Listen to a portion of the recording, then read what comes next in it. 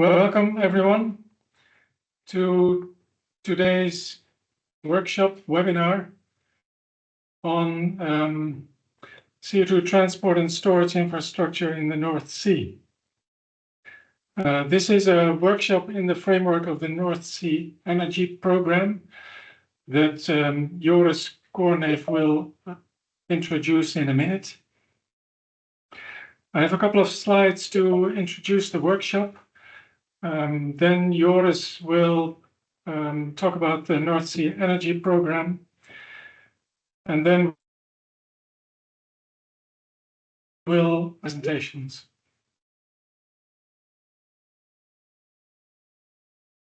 So the workshop, North Sea Infrastructure to Transport and Store CO2.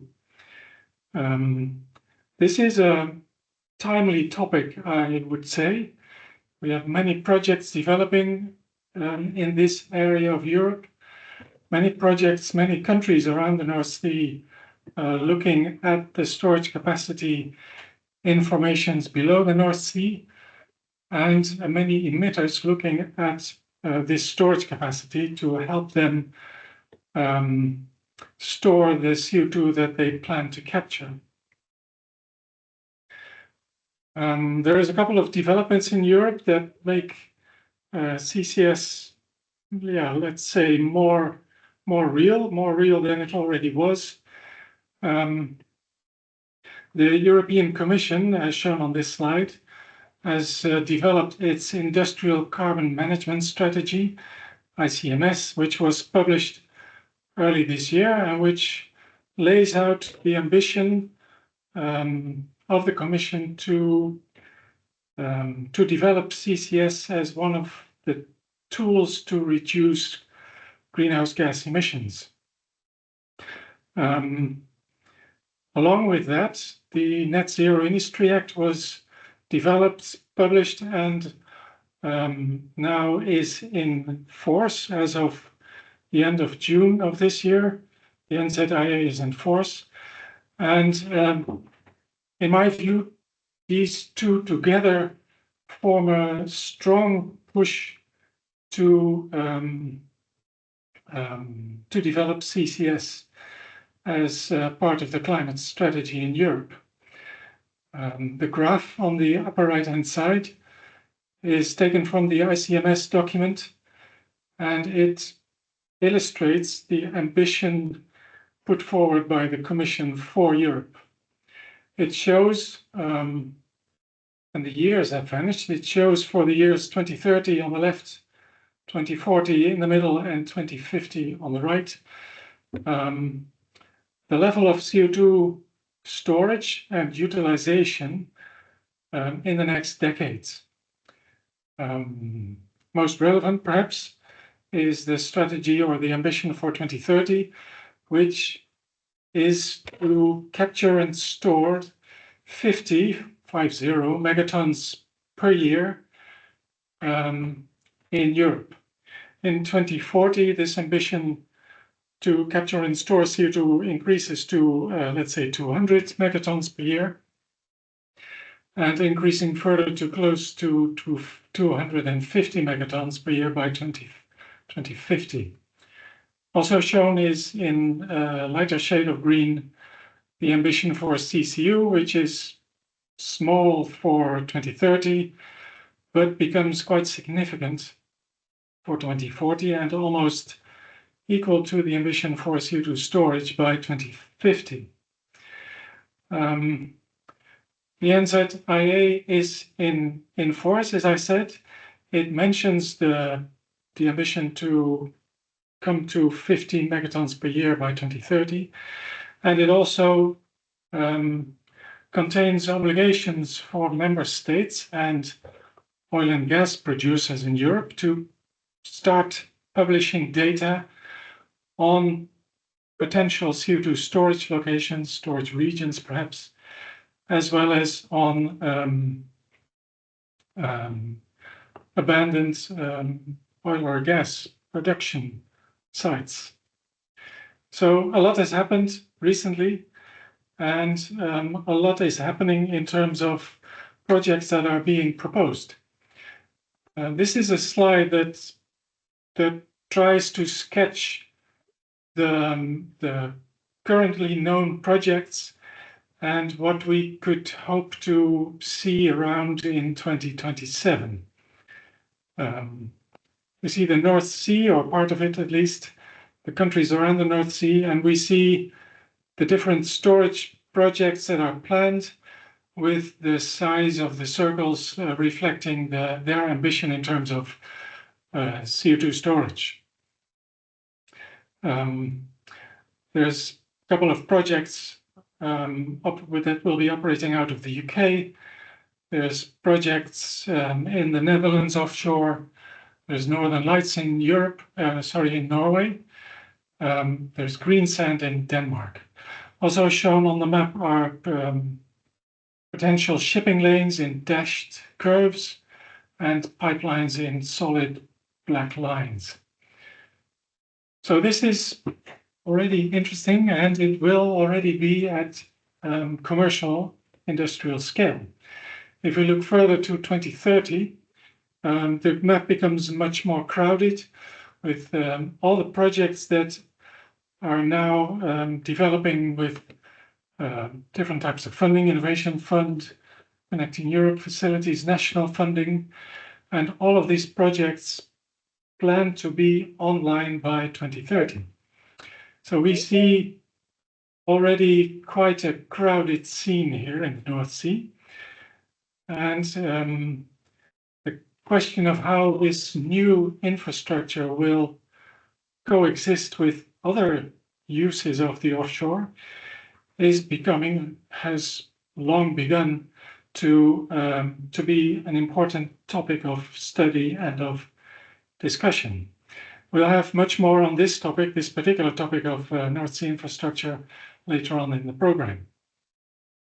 So the aim of this workshop is to highlight the urgency of thinking about North Sea CCS infrastructure, to sketch near-term developments, and to think about actions that need to be taken in order to realize all of what's on the screen here.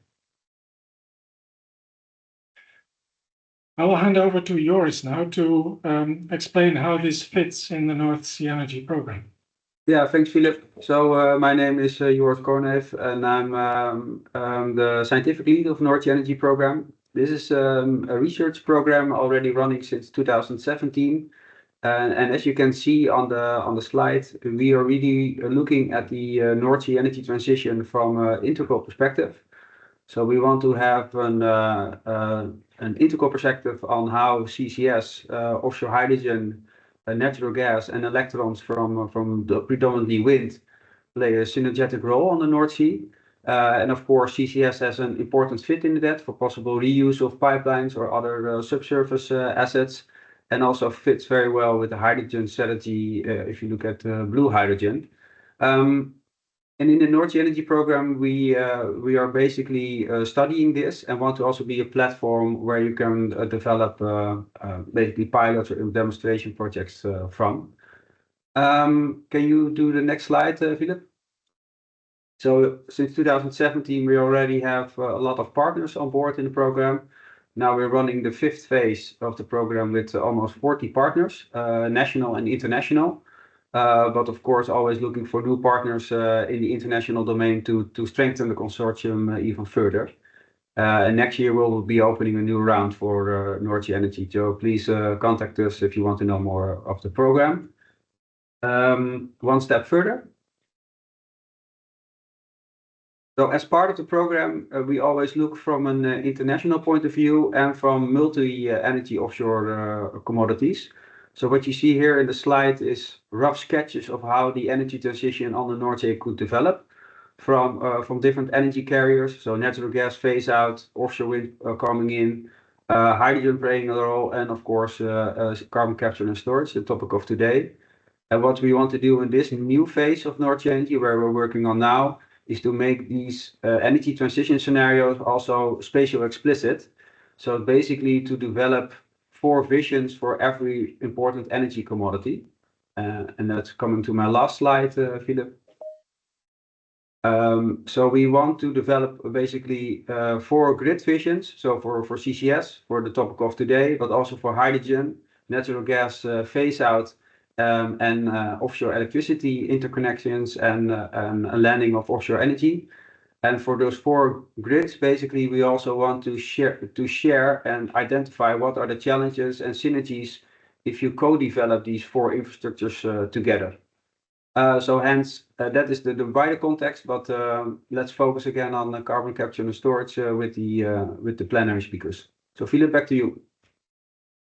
Thank you, Joris. That brings me to today's program on the slide now. We will start the workshop with introduction that's now complete. We will continue the workshop with a couple of presentations, and after that, towards the end of the morning, we'll have breakout groups to discuss a number of topics. We'll explain the breakout groups before we split and join. Each of us joins one of the breakout groups. So more about that later. First, the presentations. We have a couple of presentations. We have Daniel Patterson of Exodus to present their study of the future North Sea CCS infrastructure, which they've done in much more detail than the few maps that I showed just now. So that'll be very interesting to see. Andrew Kavanagh of the SCCS in Edinburgh will present the CO2 storage project pipeline that they are keeping, to give us an idea of the scale of things to expect over the next years. Toby Lockwood of the Clean Air Task Force will talk about the North Sea regulatory landscape and talk about basically what needs to happen to make all of the cross-border plans reality. And then finally, Sander Nijman of Shell will present on the Aramis project. So I'll stop sharing my screen now and hand over to Daniel to present the Exodus study on the North Sea CO2 infrastructure. Thank you very much. And I just want to check before I start going that you can see my screen in terms of the presentation material. Yes, Daniel, it's excellent, and we can hear you too. Brilliant, thank you. No, thanks very much for the invitation. I'm really pleased to be here. So very briefly, so Exodus is an energy consultancy. We've been involved in CCS for about 15 years, really focused on the North Sea, looking at the technical and commercial interplays of CCS. And about 12 months ago, we decided to look at forecasting what the North Sea CCS infrastructure may look like in the future, and not looking just at a project in isolation, but looking at the North Sea basin as a whole to see where would the most cost-effective TNS storage sites be, and also how would that evolve based on using either greenfield infrastructure and also repurposing of existing infrastructure to realise that potential in 3 different time series, so 2030, 2040 and 2050. From our assessment, we looked at over 600 storage sites and developed a cost model that looked at the build out of that infrastructure, whether it was repurposing or using new pipelines. I want to caveat that the work that we looked at just looked at piped options. This scenario didn't look at shipped options, but I'll come on to something that we're looking at in the future for that as well. And effectively, what we look to do is look at how that rollout of CCS infrastructure may look like in the future, and where those cost-effective storage would be, and also what would be the benefit of cross-border transport as well. So what I'm going to show to you is 3 slides of how we see that evolving picture in 2030, 2040, 2050, and some of the key highlights and takeaways from this paper. I do also want to note that this paper was about 12, 15 months old, so as you can imagine, as been mentioned already, a lot has changed and a lot of things have moved very quickly in CCS. So some of this may be a bit out of date compared to where we are now in terms of 2020 or late 2024. So first off, what we looked at in 2030 was, what are the projects that have been announced or are currently under construction and what that may look like in terms of the near-term outlook of projects through to 2030. What we're really seeing is initially, with the exception of Smeaheia, which is the Norwegian highway pipeline from the EU to Norway, is that the real focus is on delivering decarbonisation of domestic emissions. So you're seeing in the UK, you've got the Track 1 and Track 2 clusters, where we see those likely to be operational by 2030. So that's Northern Endurance, HyNet, Viking and Acorn. In the Netherlands, you've obviously got Portos, which is under construction, and Aramis, which is going through, I believe, FEED at the moment. So those projects are looking to decarbonise the Netherlands as well. And what we see is that the initial build out really is looking at that, focusing on delivering decarbonisation for local emissions, and there'll be a mixture of saline aquifers and depleted gas fields, but also reuse and new build of pipelines as well. So there is a real mix in terms of how those initial projects will be realised. And in this phase, because CCS is still in its infancy in terms of development, what we really do see is that direct government support is required to kickstart these projects. So by 2030, we don't see a merchant market evolving. That is likely to come later down the line when ETS schemes are more likely to support longer term investments. So we're seeing certainly by 2030 that direct government support is needed to enable those projects. So by 2040, we're now looking to see that build out potentially a merchant market and far more cross-border transport within the North Sea. What that enables really is the proliferation of storage sites, particularly in the southern North Sea basin, and that's both across the UK and the Netherlands. We're seeing that, by 2040, there would be, out of 480 sites that we assessed, about 50 would be operational to deliver an annual volume of 130 million tonnes per annum of storage. And that will really be benefited from large storage sites, both in the UK and the Netherlands and also in Norway.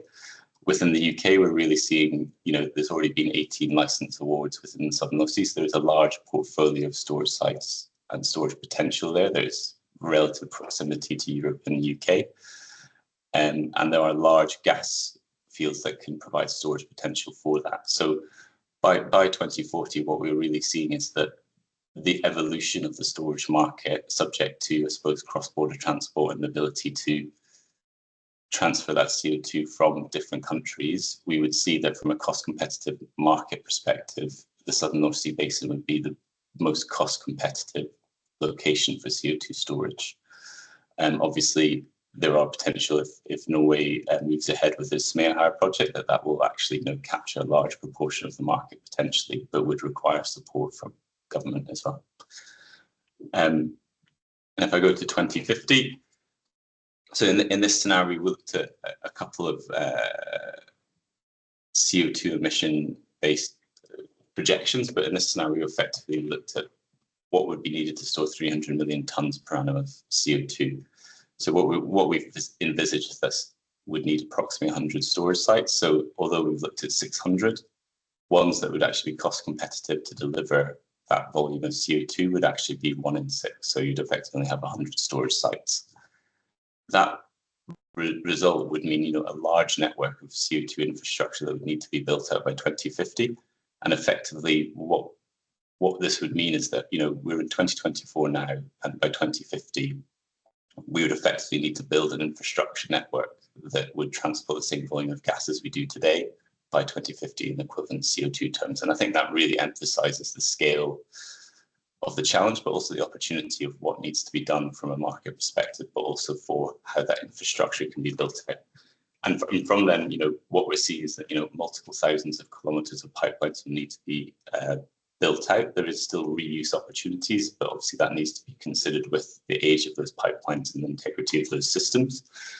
But we're also seeing that there is a real mix between depleted gas fields and saline aquifers within the North Sea as well, in terms of how those projects will be developed. We don't think that there's going to be a depleted gas fields of Winnall or saline aquifers of Winnall. They both have benefits and challenges with both, but we see both of those storage types being the potential to build out that. So what does this mean? It means that we've got 25 years to build an industry as large as potentially the natural gas industry today. So that is a real opportunity set, but also almost starting from a standing start, which gives that interesting opportunity. And then again, where we see, the biggest opportunity is on cross-border as well. So really the key issue, but also opportunity to enable CCS within the North Sea is that cross-border opportunity. So, and where we see that is the Southern North Sea Basin, again, is probably where the most cost competitive stores are from our analysis.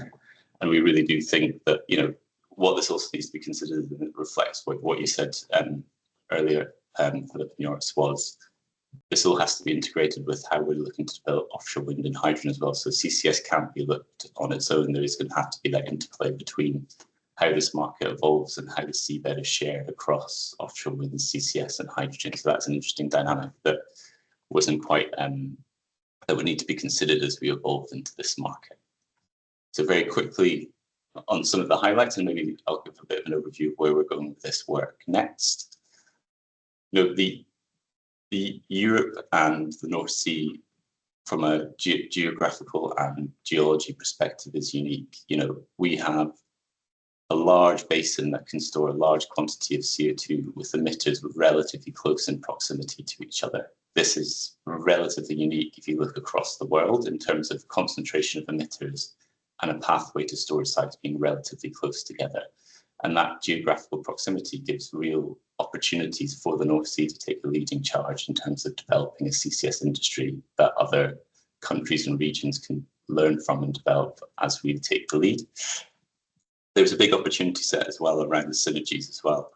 Transport and storage projects is effectively still transferring molecules. And within the North Sea, we've obviously got a very capable workforce, industry and developers who already manage molecules from an oil and gas perspective. So that as production potentially declines in gas and oil, there is that opportunity set to transition skills from the oil and gas industry into the CCS industry. In terms of price differentiation,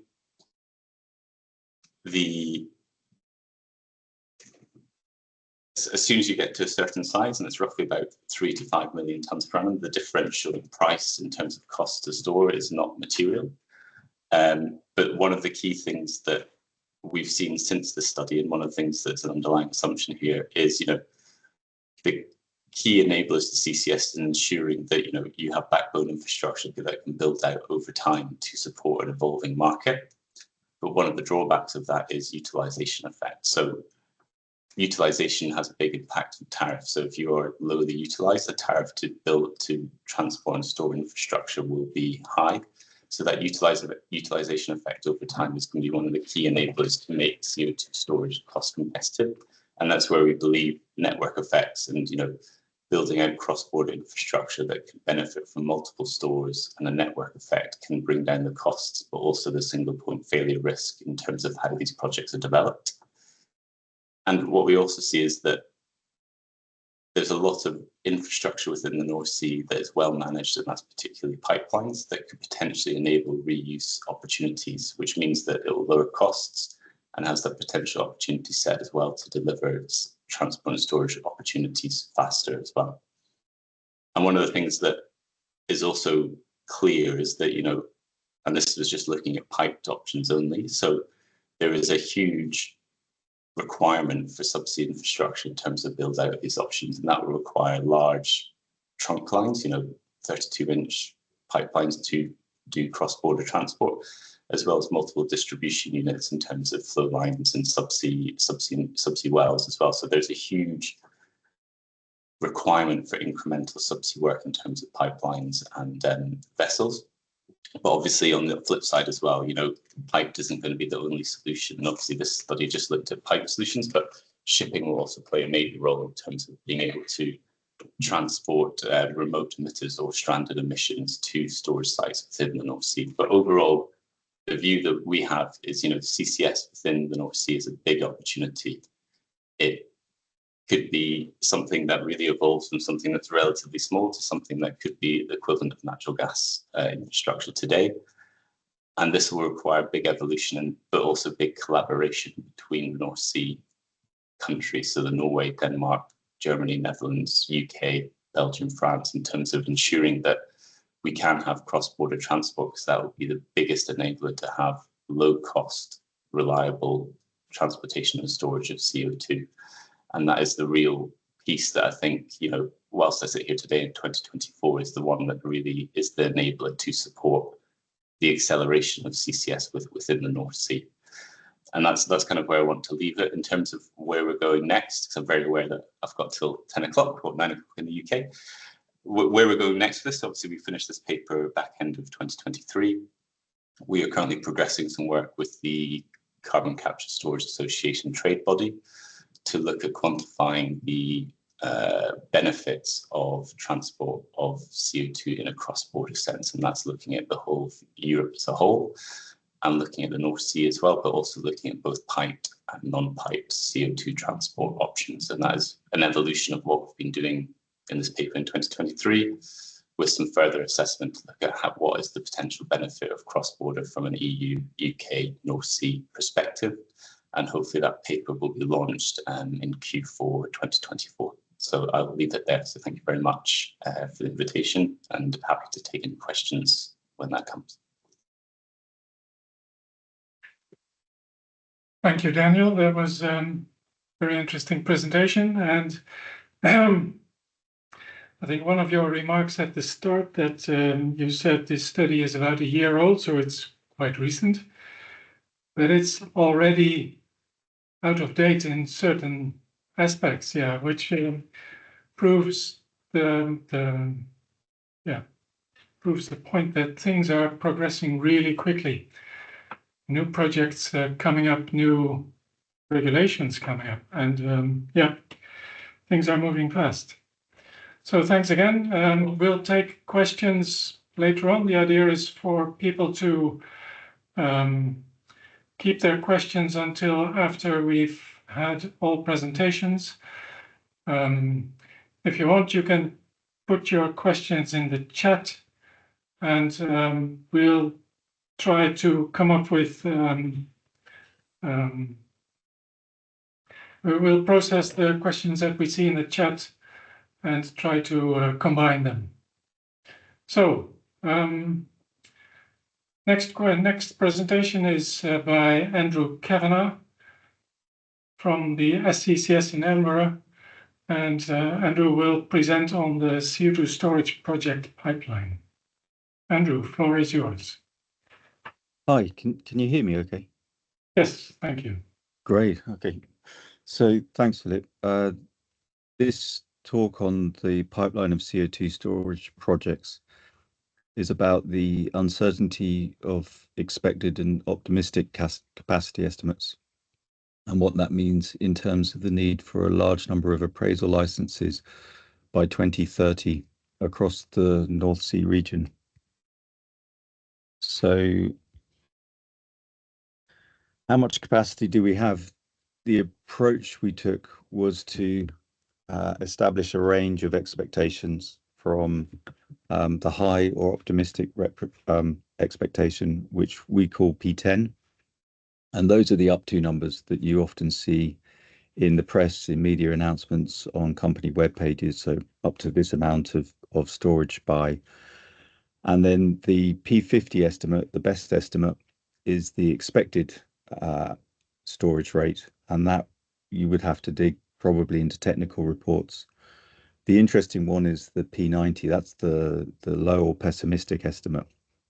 So that's very rarely actually exposed, but that's the at least value, and that often is the value that partly decides a final investment decision, whether it's positive or negative. So yeah, there are definitely more rigorous definitions of P90, P50, P10. I would point you to DMV. They have a great page on that. Also S&P Global, but we're using them in a less strict sense, just to set that low, mid, and high range. And then, how much can we inject? So this really shifts from the concept of a static or total capacity to an injection rate capacity, which is much more useful, more practical in many respects. And if you imagine the situation that we had in 2010 and thinking about the decade to come, Sleipner had been injecting for over 15 years at that point. at around 1 million tons a year. So certainly in press releases, even now in atlases, you'll see Sleipner 1 million tons a year. So that would set the low expectation. You would reasonably assume that that would carry on injecting. And then there are 3 projects in 2010 that are injecting CO2. So Insula, Snøhvit, and Sleipner. Insula at just over 1 million tons a year, Snøhvit at just under. Again, the up to number is the one that you see in literature and atlases of 0.7 million tons a year. And that would give an aggregate expected or P50 value of 3 million tons a year of storage throughout that decade. And then we had 4 projects that in 2010 were very serious contenders. They were matured to a FEED study. They were looking at investment decisions, and those are White Rose, Peterhead, Longannet, and Barendrecht, and all substantial storage rates of between 500,000 tons a year and 2.5 million tons a year. So those 4 projects did not succeed. The top 3 failed at the investment decision. Barendrecht failed on its social license. And then Insula was suspended in 2011. So that was a suspension that really became permanent around a technical subsurface issue. And so where we were in 2020 was actually Sleipner injecting at 0.8 million tons a year on average, and Snøhvit injecting at 0.5 million tons a year on average. So 20 to 30% less than the very common numbers, the up to numbers that you see advertised. And that gives an aggregate storage rate in 2020 of 1.3 million tons a year, which is quite close to the P90. It's quite a pessimistic outcome, which reflects the sentiment of that decade for carbon capture and storage. And so if we take that approach and we look at all the projects in our database, we can establish which projects are likely to be storing in 2030. We have 33 projects in the database. And so if I just take the top of the table, so the print's very small on that, but the table and the data is going to be published, I think, next month as part of the GHGT 17 conference. But yeah, top of the table, we talked about Sleipner and Snøhvit. Sleipner in 2030 may well have stopped injecting, so it would be beyond its design period at that point. And so the low expectation for Sleipner is 0. Snøhvit has had variable performance over the last decade, and so its low expectation would be about 0.2 million tons a year. Its high expectation would be about 0.8 million tons a year, so performing just over the common value of 0.7. And if you think about Northern Lights and the storage site Aurora, we have a P50 of 3.6 million tons a year in 2030.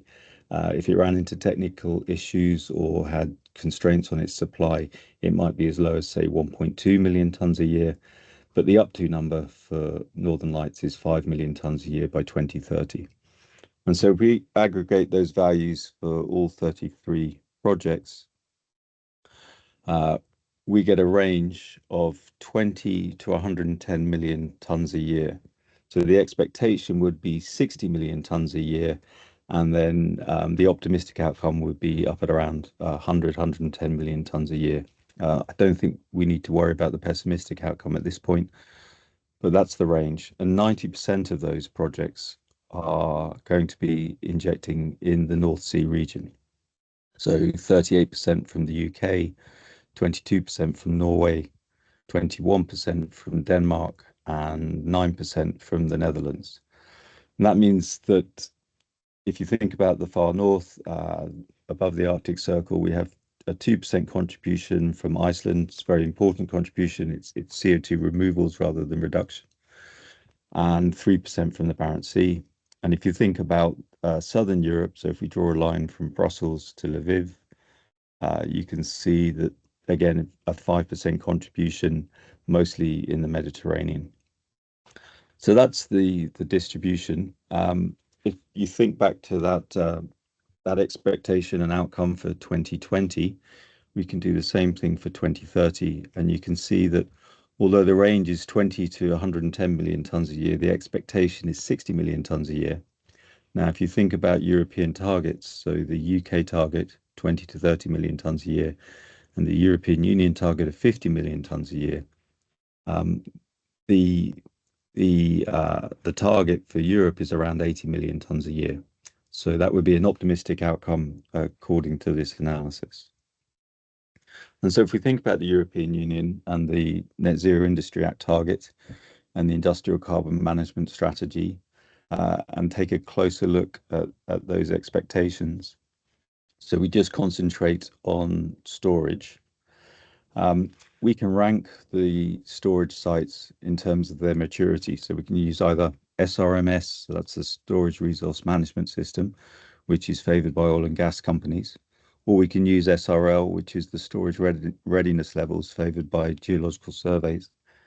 But they're comparable, and they give us a guide to the maturity of projects and how much work is required to get them to a ready state for injection. And so if you look at the expectation in 2030 of 50 million tons a year, I would judge that as contingent. So those sites are known, they're part of a portfolio, but they're not quite justified. So there's work needed to be done. And we have 5 years to get to that 50 million tons a year. 2040, we're really in the domain of prospective resources, prospective storage sites that require maturing into that contingent and justified level. And then 2050, it's the lowest maturity, 250 million tons a year at this point would require quite a lot of exploration, which is very high on the agenda in both the European Union and the United Kingdom.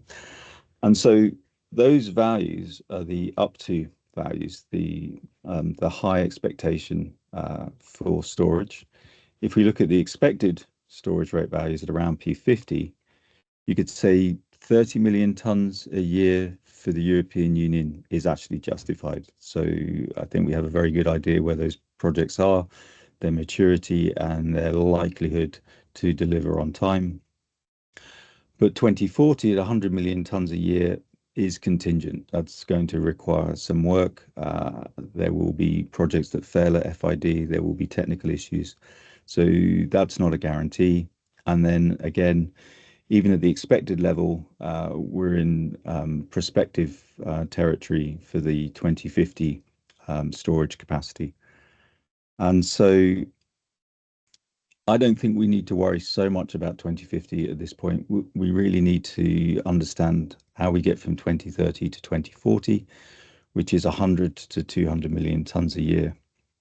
And we can take those storage rates and turn them into total capacity. So this chart takes the storage rates from the analysis and backs out the total capacity in the subsurface over that period 2020 to 2050. And what you can see on the graph is that there are two levels, 1.5 life and 1.5 tech. So these are European Union scenarios for carbon capture and storage and for the path to net zero. And 1.5 tech is definitely dependent on carbon capture and storage and utilization being on time. 1.5 life is much more problematic in terms of social disruption, but has much less carbon capture and storage in it. And so you can see the P90, P50 and P10 outcomes on the right-hand side of the graph in 2050. So P50 to P10 is 3 to 5 gigatons a year. Sorry, 3 to 5 gigatons of CO2 stored in total. And where we need to be in 2040 for those outcomes is around about 80 to 160 projects, which would require 200 to 400 wells, assuming an average injection rate of 0.7 million tons a year per well. So you are here on the graph. And as you can see, it's really quite difficult at this point to tell what trajectory we're on. but we'll certainly have some idea in 2030. And then storage projects, the experience has been that they take about 10 years to develop. So there's a 10-year pipeline. And that means with like natural wastage losses from final investment decisions, from technical issues, from appraisals, not finding storage. To get to 80 to 160 projects by 2040, we need around 200 appraisal licenses in preparation by 2030. And that brings me to the conclusion, which is at this point, the European targets look optimistic, just not P10 optimistic, which would be really bad. But they look slightly tough. So 80 million tons a year, P30 is, I would say, slightly optimistic at this point, and I would expect closer to 60 million tons a year in 2030. Mapping needs to find 1 to 10 gigatons of commercial capacity for 2040. So that's not by 2040. That needs to be found in preparation for 2040. And the pipeline needs to set up around 200 appraisal licenses by 2030 to mature that amount of storage. I would expect about 70% of those licenses to be in the North Sea region. Now, when you look at the map and you see the appraisal licenses, those colored areas, we've heard, you know, that the area would become crowded. How are you going to go from what we have at the moment, which is around 50 appraisal licenses, to 200 appraisal licenses? But bear in mind that the appraisal license is much, much larger than the footprint of storage. So on this zoom circle, which is 60-kilometer diameter, you can see the Trudvang appraisal license, which is just to the east of Sleipner. Sleipner is the orange area. That's 20 million tons of CO2 stored. So we could expect footprints for large projects to be around that size. And the appraisal license areas for many of the large projects, Sleipner, Trudvang, Northern Lights, Polaris, Acorn, Endurance Viking, they're all roughly that kind of scale. And yet the footprint of storage is going to be a lot smaller. So there is room in the North Sea for that number of appraisals. It's just a case of issuing the licenses, I would say. Thanks, Philip.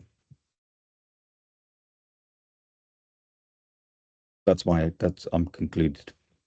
Yeah, thank you, Andrew. That was a very nice presentation that emphasizes the scale of things that need to happen, the scale of activities that need to be undertaken to meet the challenges, to reach the ambitions set out by the Commission. Well, thanks again. And I would like to hand over to Toby Lockwood from the Clean Air Task Force. Will be presenting on the North Sea regulatory landscape. Thank you, Philip. Over to you, and hello, Toby. everyone. Hi, can you hear me okay? Yeah. I'll just get my slides up.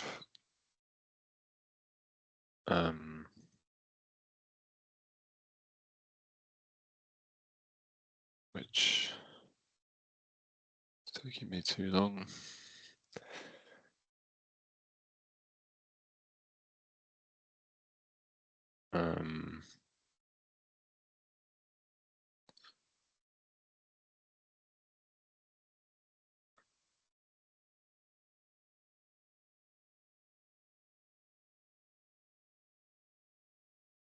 Can you see my screen okay?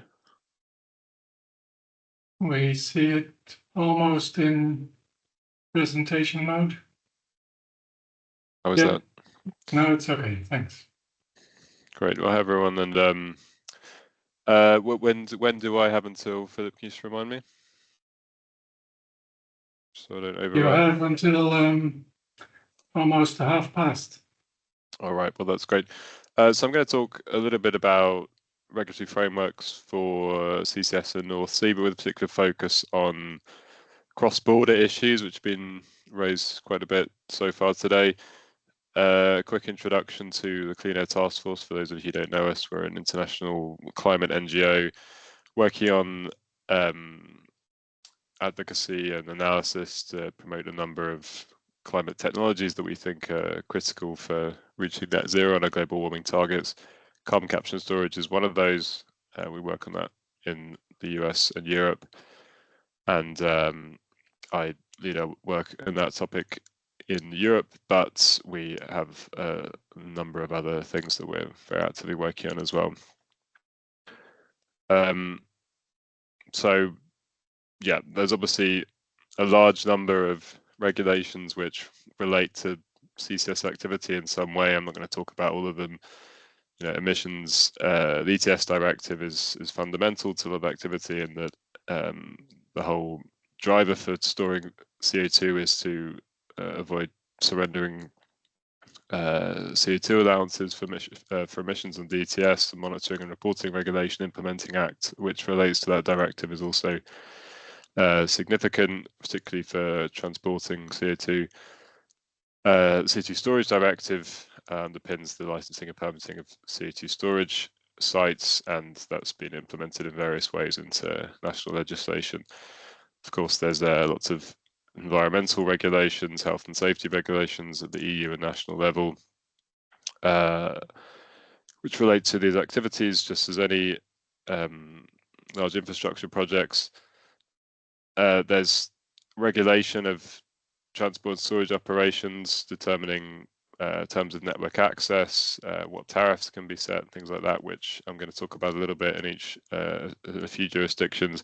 And then, as Philip's mentioned, there's the Net Zero Industry Act, which has recently put this obligation on oil and gas producers to deploy CO2 storage capacity.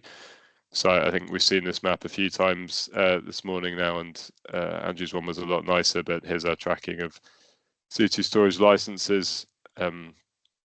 Maybe quite interesting to see them categorized by status here in our map.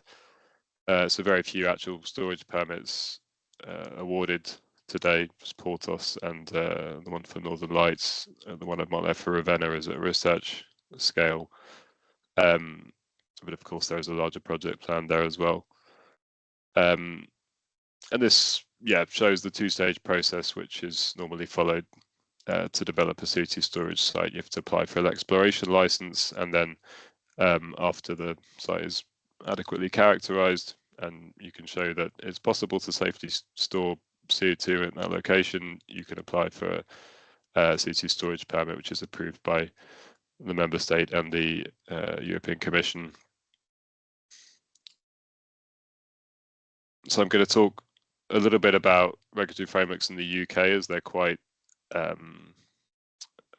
complex. As in other regions, you need to go through this two-stage process.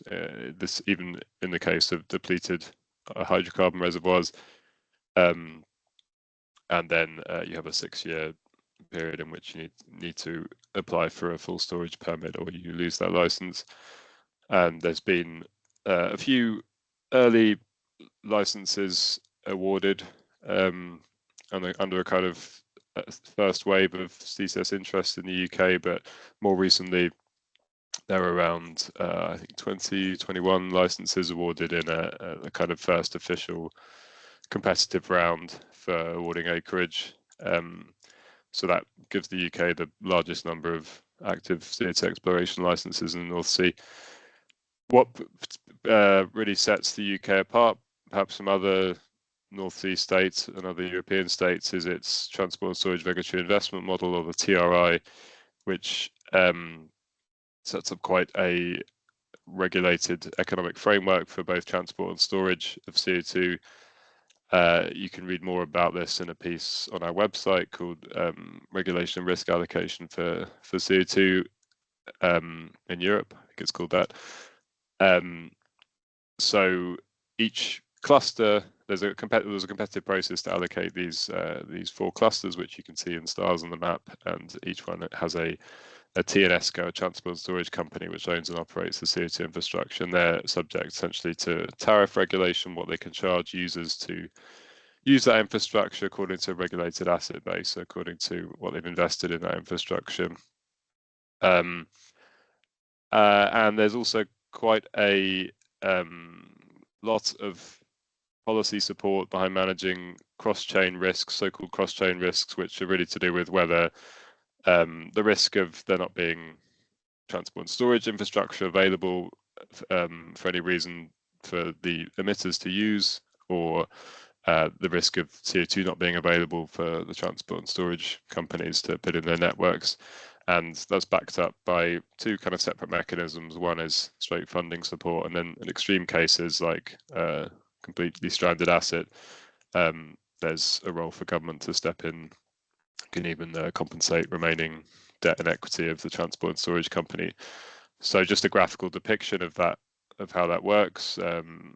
The top graphic shows the kind of flow of money from the LCCC, which is a government-owned kind of funding entity, which has a private contract with the various emitting sectors, and then they pass some of that through as transport and storage fees. And those transport and storage fees are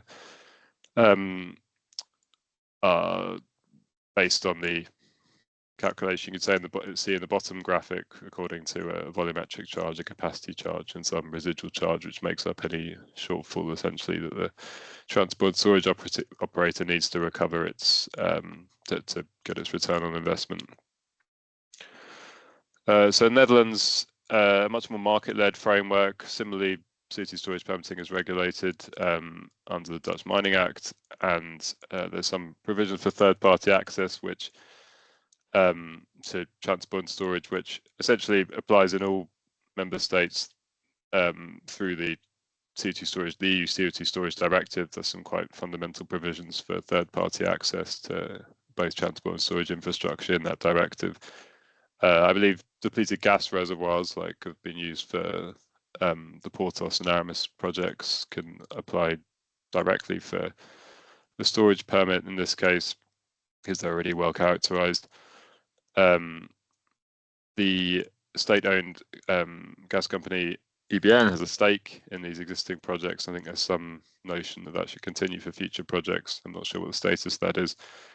But yeah, transport and storage services are kind of unbundled. So Aramis is, a trunk line which provides distinct storage sites.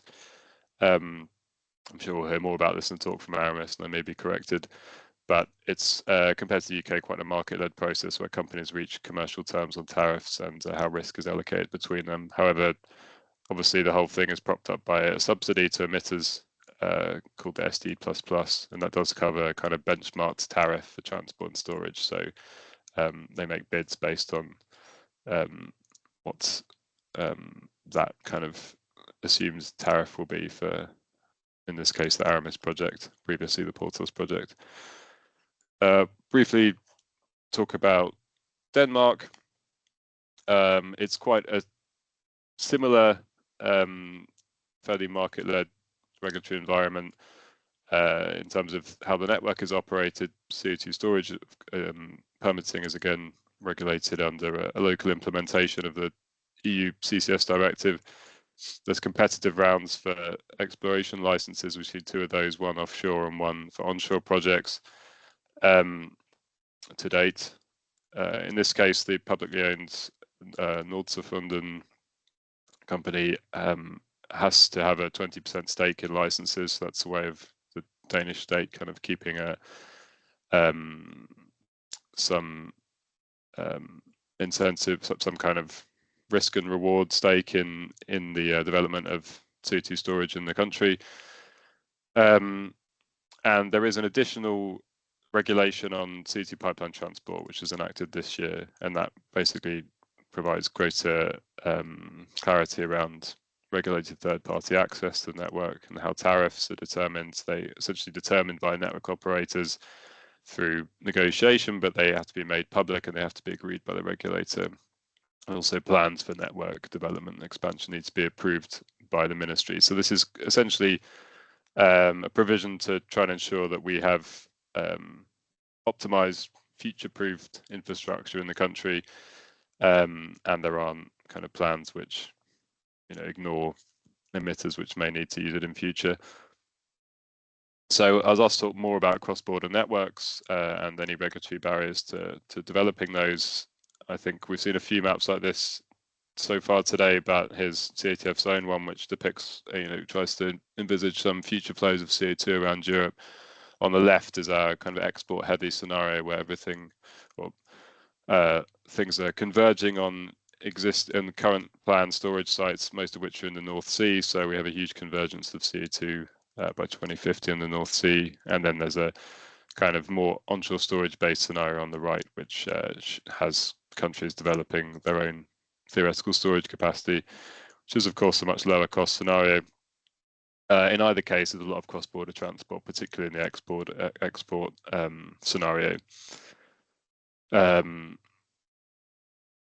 And a lot of that is being evidenced by the interest in developing CO2 cross-border networks, which are officially recognised under another regulation, the 10E regulation at the EU level, which allows cross-border CO2 networks to gain the status of a project of common interest or projects of mutual interest if it includes a state from outside the EU. In most cases, that's Norway for these. There were 18 of these proposed to the 6th PCI list, which 12 were selected, so that's an unprecedentedly large number. I've shown all 18 on this graphic here. And these projects are eligible for accelerated permitting and most importantly, access to funds under the Connecting Europe facility. So, and yeah, previous rounds of PCIs have received around 765 million in Connecting Europe funding. So we hear a lot about the London Protocol as a barrier to cross-border transport, which is an international treaty which was designed to prevent maritime waste disposal. However, as I'm sure many people on this call are aware, there was an amendment in 2009 which enabled CO2 to be exported for offshore storage, but it requires ratification by the signatories of the treaty, or 2/3 of signatories, and we're way off that number. I think it's 11 signatories. A lot of those are European. There's a list of them there. But following an additional amendment in 2019, you can signatories can get around this restriction by reaching a bilateral agreement. And we're seeing an increasing number of those in Europe at the moment. And they're very short, sort of 3 to 4 pages, memorandums of understanding. And most of these, all of them, in fact, have taken place around the North Sea. Worth noting, the European Commission did state that the CCS and ETS directives kind of fulfilled the purpose of a bilateral agreement in 2022, but countries are making them anyway. I see I'm running out of time, so I'm just going to talk finally about the greater barrier which exists between the EU and the UK. We've seen a lot of graphics today which kind of suppose free movement of CO2 around the North Sea basin, but is actually set the separation of the UK emissions trading system and the EU ETS creates an additional barrier for CO2 export. And you see that a lot of the borne out in a lot of the projections and analysis by the European Commission now, which doesn't consider UK storage, at least in the near term. And that's because if you're an emitter in the EU and you store CO2 in a UK storage site, doesn't legally count as a storage site permitted under the CCS directive, and therefore it doesn't count as not emitted under the ETS. So you lose your incentive to do that. You may have a slightly different environment for biogenic emissions, which could potentially obtain credits on the voluntary market for carbon dioxide removal. But ultimately, this barrier really needs to be addressed. There's a blog about this on our website. The first step might be a formal declaration of cooperation on CO2 transport between the UK and the EU. We've already seen bilateral statements of cooperation which highlight this issue between individual member states, and ultimately it might require a revision of the ETS directive. But there's very little clarity on exactly how far this would need to go to address the issue. Huge benefits to this. I think we saw this in the talk, in Daniel's talk. A wider market provides EU emitters with access to more storage options. the storage market's hugely constrained at the moment, at least in the near term.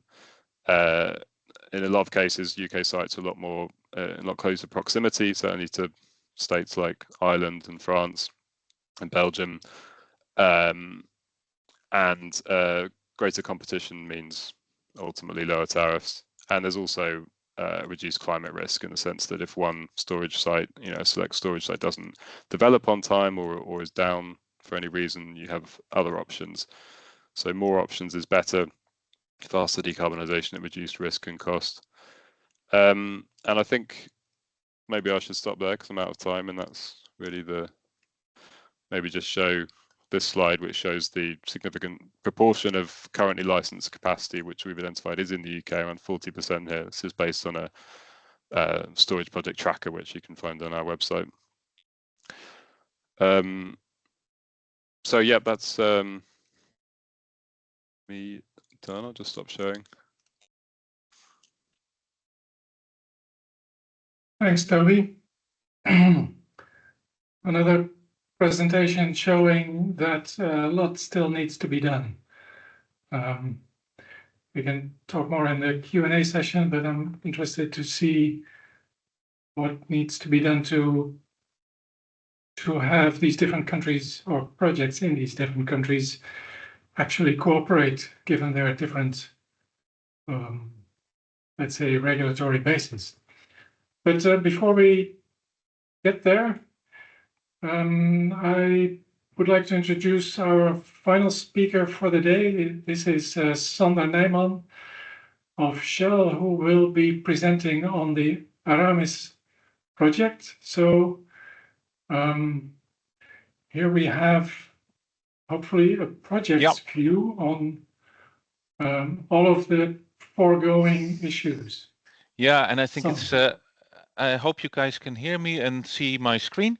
So yeah, thank you very much for the invitation, and I've been listening with great interest to the previous presentations, because it's indeed I hear a lot of things that link to what I'm going to show now.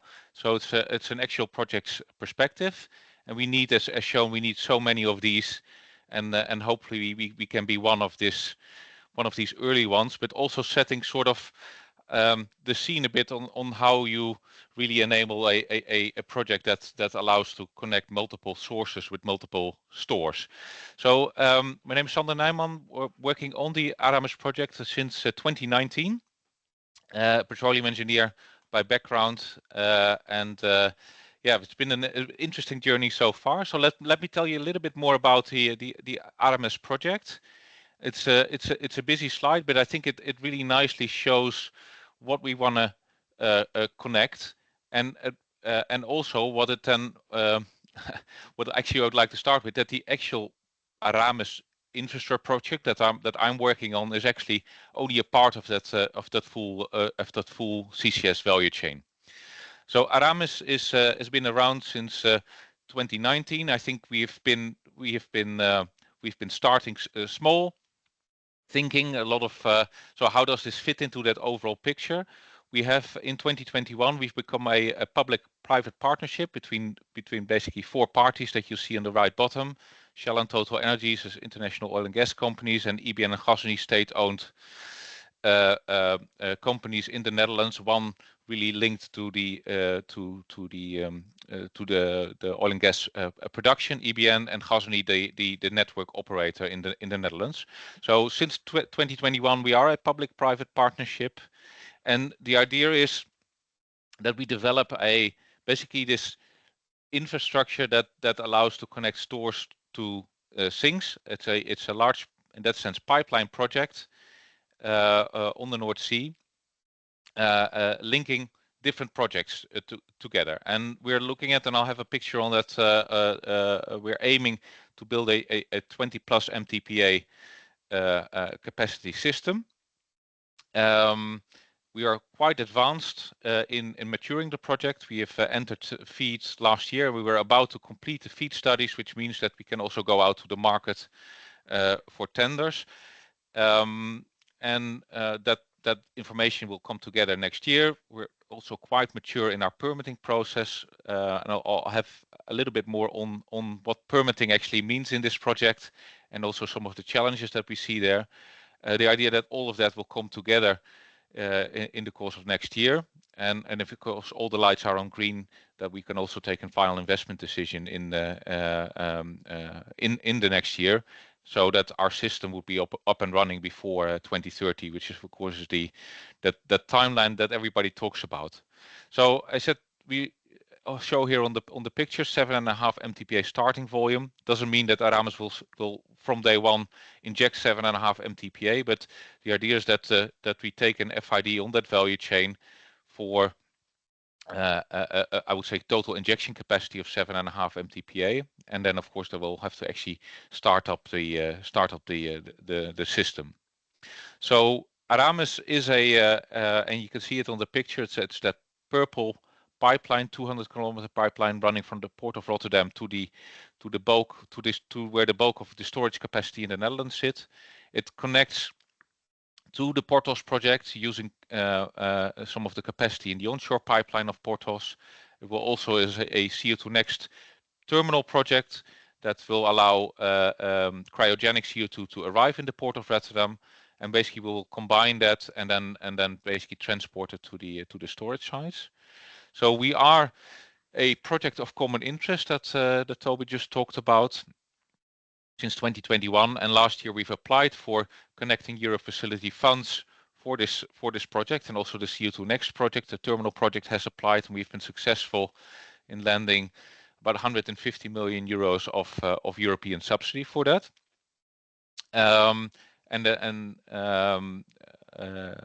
Yeah, so I think that is has been also a key sort of recognition from the Commission that these are the type of projects that really need to be developed. I think we've already talked quite a bit about the Industrial Carbon Management Strategy, Net Zero Industry Act, and of course that very much also governs how our project is. We are moving within that space. So I think some of the challenges that we see in the Aramis project is that it's a whole value chain, and that whole value chain needs to come together. I would say new. Of course, there have been CCS projects. They have been very much linking one source with one sink, and this is really an open access system with multiple stores and multiple sources. And of course, that also means that there's also projects that actually need to bring all these CO2 together. So there's also a lot of onshore infrastructure still required to actually only get to this point. Aramis pipeline trunk line is that where everything comes together, all the molecules will have to go through there, and so that also means that the project team that I'm part of is also playing a very sort of coordinating role in making that whole value chain work. Also very much supported by the Dutch government. I think earlier this week the new regeerprogramma came out. Aramis and Porthos, which is already under construction, mentioned as key projects to help Netherlands achieve its climate targets, and we're also working closely with the Dutch government to see how we can actually in that next year come to that business case that would work for all these parties in that whole value chain, and of course also the emitters whose CO2 we will be in the end transporting and storing. So a bit on that. So on the infrastructure, we are building aiming to build a 32-inch pipeline, 200 kilometers from the port of Rotterdam to the storage fields in the North Sea. I think in the last decade, there's not been such a large pipeline infrastructure project in our area. So I think that's also really showing that from declining gas production, we're really moving into a new different industry. Platform that you see here on the back is not necessarily our platform, but it does show sort of typical water depth that we have in the North Sea. These risers where we are actually being able to connect the different storage sites.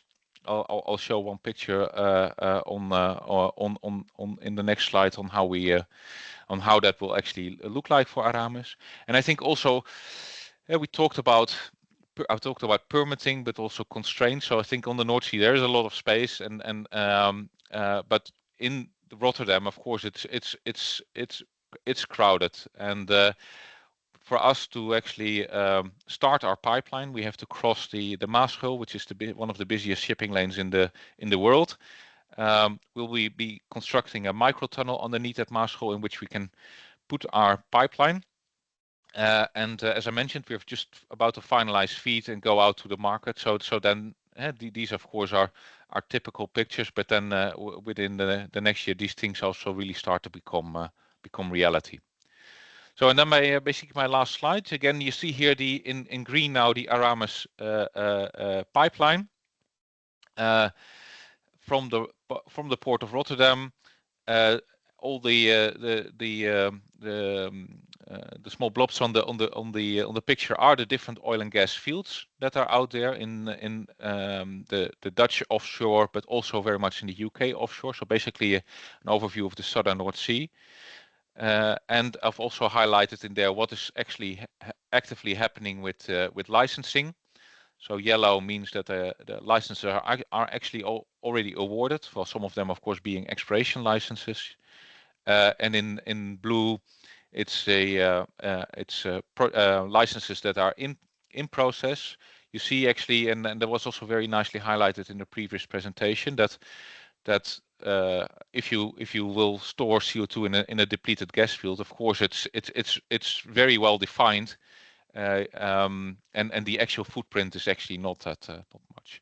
So we are looking to start a project with 3 different stores: the K14 store that is operated by Shell, the L4 store operated by Total Energies, and the L10 store operated by Eni, former Neptune Energy. And these 3 parties, together with the infrastructure projects Aramis, but also the onshore infrastructure project Portos and the shipping terminal, we are jointly we are joining forces in our permitting process, which is centrally covered by the governed by the Ministry of well, it's called Climate, Ministry of Climate and Green Growth, our new ministry that's managing that. And with this, we can enable 7.5 MTPA of storage capacity. Of course, our infrastructure is built for something larger. And how do you deal with that? How you bring that outlook to what's there to come? But also, in the meantime, you actually have some things are not mature enough. So how do you actually describe that also in the permits and in the environmental impact assessment that is part of that whole permitting process? Well, our draft permits have been published last week Friday, and we are actually currently in a period of all this information. There's a lot of information that can actually be directly accessed now via the website of the government on Aramis. It also contains our environmental impact assessment with a lot of details on how the whole system will look like, but also giving a bit of a view on how we plan to future grow the system. So we are in that period now, 6 weeks period, where people can also, the public can also put in their views on this project, and that is then will be taken on board to make up the final permits, which we hope could be able to be published in the second quarter of next year. So you can see that we have been already for more than 2.5 years going through this process, but the project itself, actually even before that, already has 2 or 3 years of a lot of conceptual thinking, feasibility studies. So you can see it's a long journey, and this is a project that is done enabling in the end 20 megatons per annum. But of course, what we need, well, maybe not 100, but we'll need hundreds of these projects to actually have CCS really have an impact on targeting climate change. So what we are doing now with this, we're going into the permitting process with these projects. But you can already see that other projects that want to connect, or other storage projects that want to connect, are also starting to go make themselves known.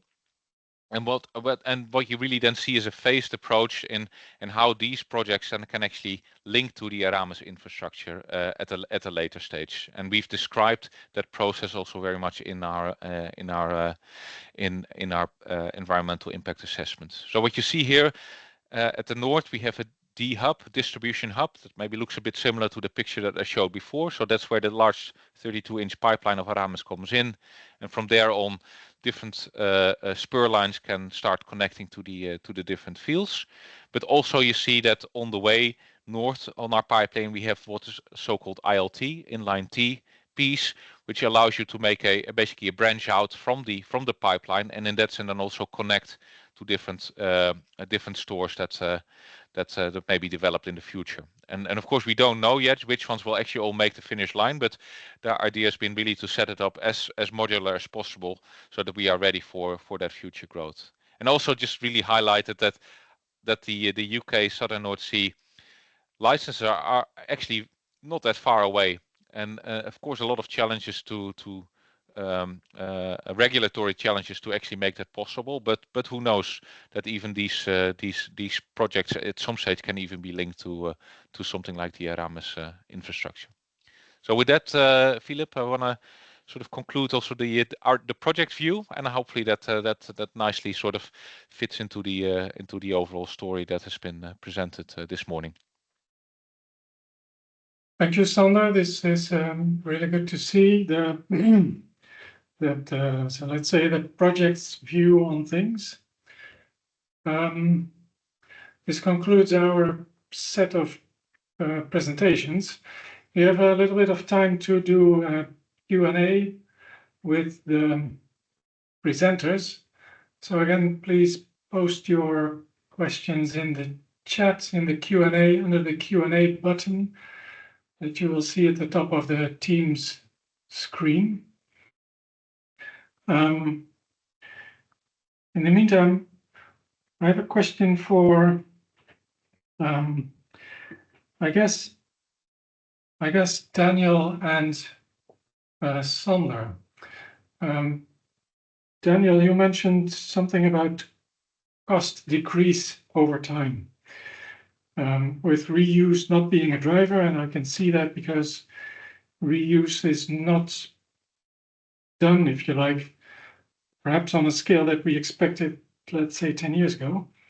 But what about the likelihood of easy stores being developed first and the more difficult ones later, which in my view would lead to, the lower cost ones first and perhaps the more difficult, more expensive ones later, making it perhaps a bit more difficult to reach lower cost over time. Can you say something about that? And perhaps after you. Absolutely. So I think, as the market evolves for CCS, I think, both reuse of existing infrastructure like pipelines will have its rightful place, but also new infrastructure as well that can support backbone projects like Aramis, where there is core infrastructure there that can then help deliver, incremental storage sites over time as the market evolves. I think certainly from our perspective, some of the key drivers to lower cost, storage size is obviously a big thing. So large depleted gas fields or large saline aquifers, once you look at capex plus opex over the storage capacity, the larger the storage capacity, the lower the cost. So those stores are going to make sense to develop initially, but obviously there will be a larger capex associated with that. So I think it's really a balance. But as I said before, one of the key drivers to lower cost overall will be utilization. So if you have infrastructure that's only 20% utilized initially, but you have to build and spend all the money on the capex first, that tariff will be higher. But as the market evolves and your utilization goes up, the cost to emitters will eventually go down. And that's why, certainly from our perspective, an integrated network that isn't reliant on a single store and have multiple storage sites would make sense overall as we go into an integrated market, because then emitters will have optionality, not just a single store, but multiple stores, which reduces that single point failure risk. So from a liquidated damages and risk premiums that will lower it, but also there's that optionality of multiple stores into a single infrastructure or an integrated infrastructure. So really what we see is that build out of multiple stores connecting to trunk lines and infrastructure will be the way to reduce costs, which really needs cross-border, as you know, as Sander kind of alluded to. The UK Southern North Sea is not too far from the Dutch Southern North Sea, and geology doesn't really have borders. No. Thanks, Daniel. Sander, briefly, perhaps? So maybe one small thing to add is that if you store in depleted gas fields, so a depleted gas field doesn't mean it's empty, and that means there's also some remaining gas. I think, of course, what will happen with time, these fields are very getting to their end of field life. So fields that are maybe still producing now, but may become available in the next 5 or 10 years. They would not be candidates now because there's still too much value in them from a gas production point of view. So hopefully that will also, if some of these larger fields will come available, that will also help with the cost. And of course, what really needs to happen is that there's an industry going to be developed with contractors and also companies that are building better portfolios, so that they can also share some of the overheads of the actual developments. And now it's a lot of companies have 1 or maybe 2 projects, so we are really at the start. And I think how that market develops, and is it really becoming a new market? I think that will be determined to a large part as well how competitive it will be. Yeah.